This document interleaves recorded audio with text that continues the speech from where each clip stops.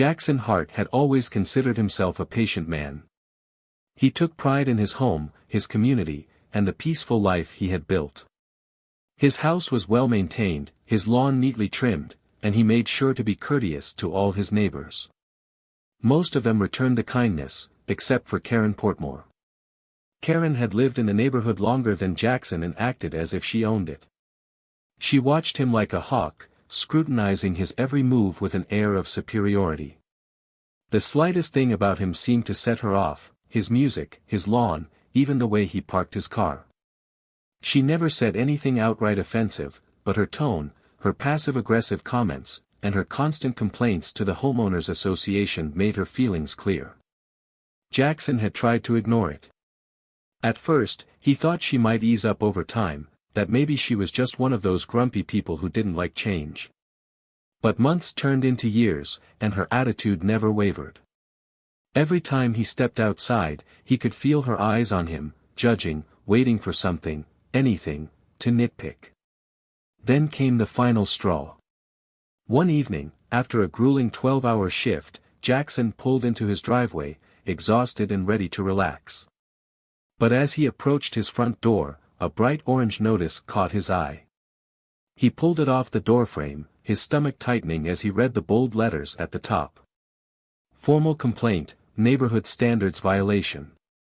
Karen's name was listed as the complainant. Jackson's jaw clenched as he scanned the accusations. Unkempt property, lowering neighborhood value, lack of consideration for community aesthetics. It was all nonsense. His home was as well kept as any other, if not better. But Karen had sway in the homeowners association, and she had used it to make his life harder. He took a deep breath, willing himself to let it go, but this time, he couldn't. This wasn't just another petty complaint. It was a deliberate attempt to make him feel unwelcome in his own home. For years, he had tried to be the bigger person. But now, he was done. If Karen wanted a problem, he would give her one. Jackson wasn't the type to seek revenge, but he did believe in balance. If the universe wasn't going to handle Karen, he figured he'd help speed up the process. He needed something creative, something that would teach her a lesson without getting him into trouble. And then, the perfect idea struck. One afternoon, as he walked past a local pet store, he noticed a sign in the window. Live feeder insects, buy one, get one free. Jackson stopped in his tracks, staring at the tanks filled with cockroaches. They skittered over each other, antennae twitching, completely unaware that they were about to become part of a master plan. He stepped inside, feeling a grin spread across his face. The cashier, a teenage boy, barely looked up as Jackson approached the counter. Need some feeders? Jackson nodded. The biggest container you've got. A few minutes later, he left the store with a plastic tub filled with dozens of writhing cockroaches. Harmless, but absolutely disgusting. If placed in the right spot, they would turn Karen's pristine home into a nightmare. Now, he just needed to figure out how to get them inside. That night, he did his research.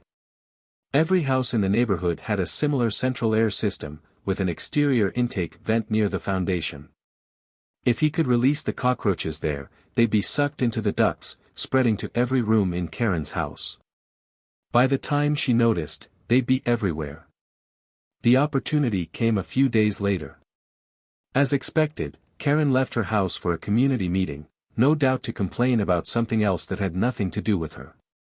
Jackson waited until the street was empty, then slipped over to the side of her house. The vent was right where he expected. He carefully pried it open, heart pounding, and lifted the lid off the container. Instantly, the cockroaches spilled out, scrambling into the dark metal ducts. They vanished into the system, disappearing into her walls, floors, and ceilings. Jackson closed the vent, wiped his hands, and walked back to his house with a deep sense of satisfaction. Now, all he had to do was wait. Karen Portmore had always prided herself on maintaining the perfect home. Her house was her sanctuary, a reflection of her rigid standards and self-imposed superiority. Every morning, she scrubbed, polished, and dusted every inch of her pristine space. Her neighbors might have called her obsessive, but to Karen, cleanliness was a mark of control. But that night, everything changed. As she lay in bed, wrapped in her crisp, freshly laundered sheets, a faint rustling sound tickled her ears. It was barely audible over the gentle hum of the air conditioning. Half asleep, she dismissed it as nothing more than the wind against the vents or the shifting of the house's old foundation. Then something tickled her arm. Karen groaned, rolling onto her side and lazily swatting at the phantom sensation. But a second later, it happened again, this time on her neck. Her eyes flickered open. She squinted in the dim glow of her bedside lamp, her brain still clouded with sleep. That's when she saw it. A cockroach. It sat on her pillow, its antennae twitching, its small, glossy body reflecting the faint light. A scream ripped through her throat as she bolted upright, sending the pillow flying.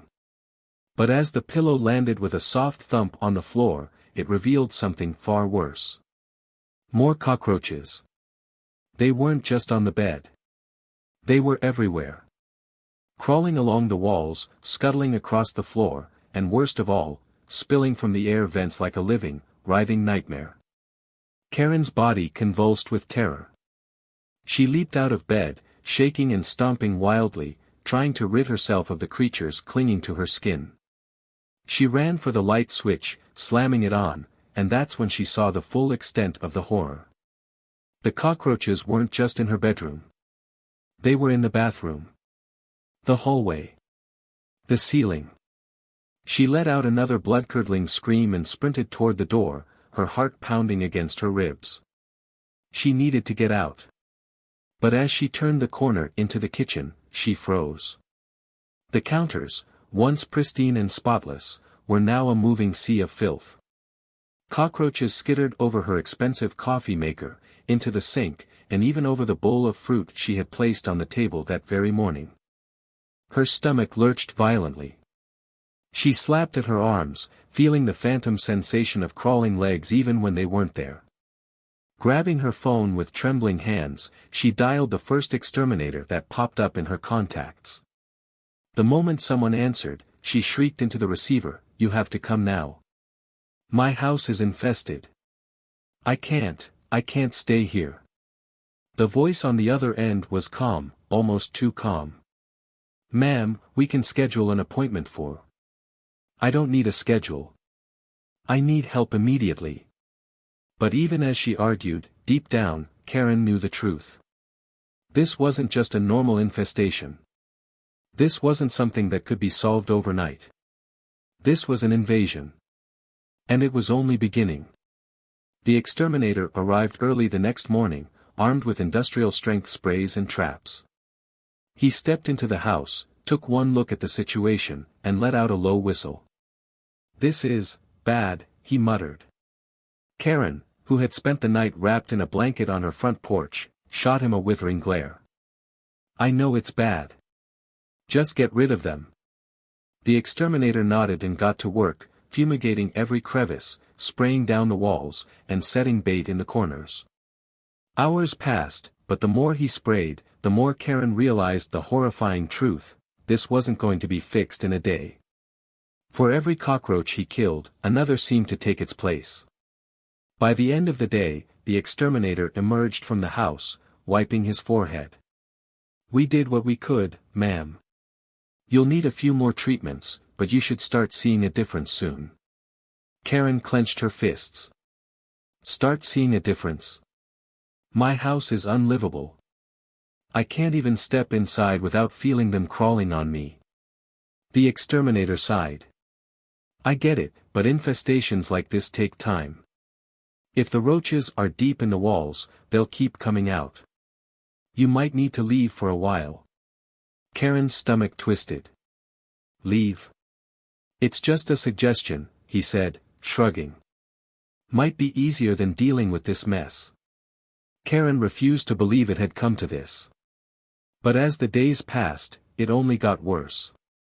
She barely ate. She barely slept.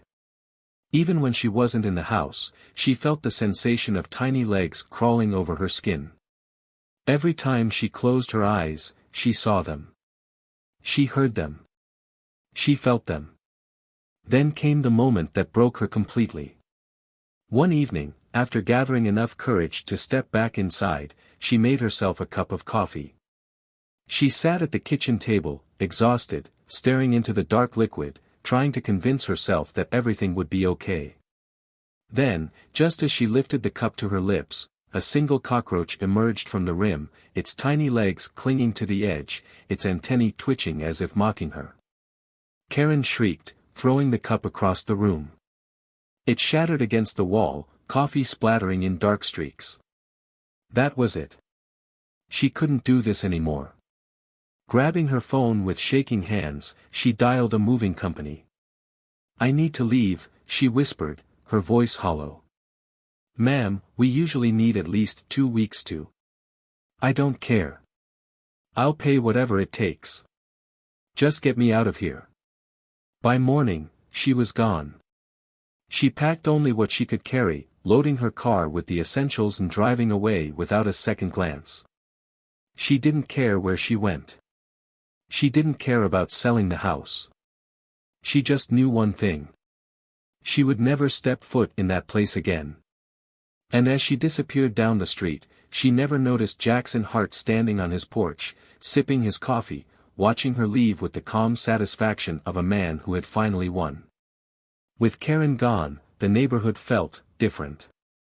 Lighter. Quieter. For the first time in years, Jackson Hart could sit on his porch without feeling watched. He could mow his lawn without worrying about a petty complaint. He could listen to music at a reasonable volume without receiving a passive-aggressive letter from the homeowners association. It was bliss. Word spread quickly about Karen's sudden departure. Some neighbors speculated she had left due to personal issues, while others assumed it was financial trouble. But Jackson knew the truth. A few days after she fled, a moving truck arrived to haul away what was left of her belongings. She never returned to supervise, she had paid extra for a full-service move, unwilling to set foot in the house again. Jackson, of course, played the role of the concerned neighbor. As the movers worked, he casually strolled past and struck up a conversation with one of the workers. "Shame she left so suddenly," he mused. "What happened?" The mover shrugged. "Something about a pest infestation. Never seen anyone move out that fast." He wiped his forehead. "Honestly, man, I don't blame her. We had to open a few boxes inside, and," he shuddered.